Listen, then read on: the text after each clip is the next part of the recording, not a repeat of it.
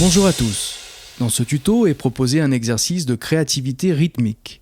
L'objectif est d'ajouter un accompagnement à un morceau préexistant.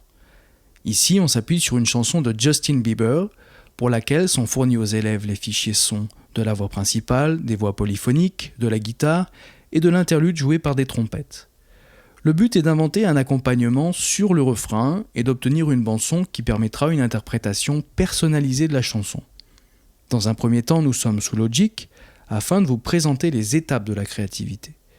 Puis nous passerons sous Cakewalk, séquenceur gratuit qui fonctionne sur PC pour réaliser l'exercice. Mais d'abord, voici quelques connaissances rythmiques. Les différents éléments de la batterie sont la grosse caisse, la caisse claire, le charlet, les toms et les cymbales.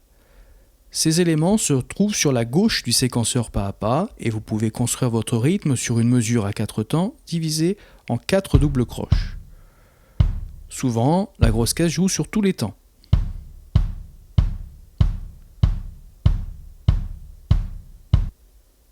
On peut alléger en limitant au 1 et 3.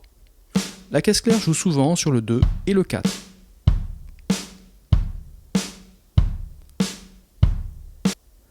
Le charlet a souvent un rythme plus dense en jouant des croches ou des doubles croches.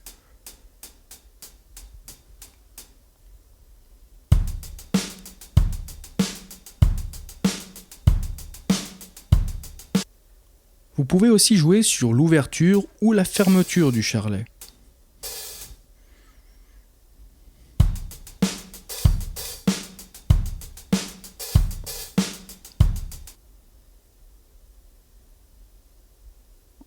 Comme dans le rythme rock typique proposé maintenant, vous pouvez décaler les accents, comme ceux de la grosse caisse. Légèrement décalés par rapport aux appuis de base, sur certains coups.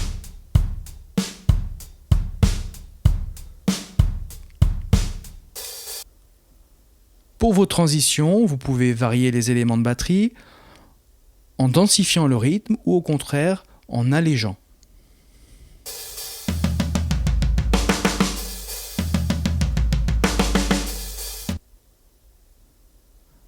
Pour travailler plus en détail, vous pouvez également toucher à la vélocité, c'est-à-dire à la dynamique, pour avoir des frappes plus ou moins fortes.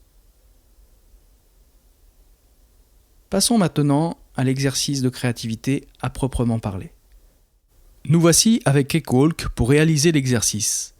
Vérifiez d'abord la configuration des périphériques. Pour l'audio, une sortie haut-parleur et ou carte son doit être cochée. Pour le MIDI, le synthé virtuel Microsoft EGS doit être coché. Vous avez devant vous les 3 pistes audio servant de guide pour la création. Les pistes du bas sont celles des rythmes modèles. La piste rythmique centrale est vide pour ceux qui souhaitent composer entièrement leur accompagnement rythmique. Pour faciliter l'invention du rythme, une boucle en jaune a été installée. Pour la désactiver, il suffit de cliquer sur le symbole en haut à droite. Vous pouvez étirer cette boucle sur une plage plus longue. À gauche, sur les pistes, cliquez sur M pour rendre une piste silencieuse ou sur S pour l'écouter en solo, ce qui est recommandé au moment de la création. Double-cliquez pour ouvrir le séquenceur pas à pas. De haut en bas, on retrouve la grosse caisse, la caisse claire, le clap et le charlet. En cliquant sur Beat, vous pouvez ajouter des temps et travailler sur une séquence plus longue, de 8 temps par exemple. La sélection du set de batterie se trouve en bas à gauche. Une fois le rythme créé, il est possible de le prolonger en étirant la séquence ou en faisant des copier-coller classiques. Une fois la création rythmique achevée, exportez votre audio en laissant silencieuses les pistes non désirées.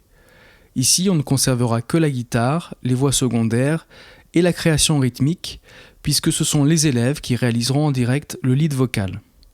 Bon travail à vous et à bientôt!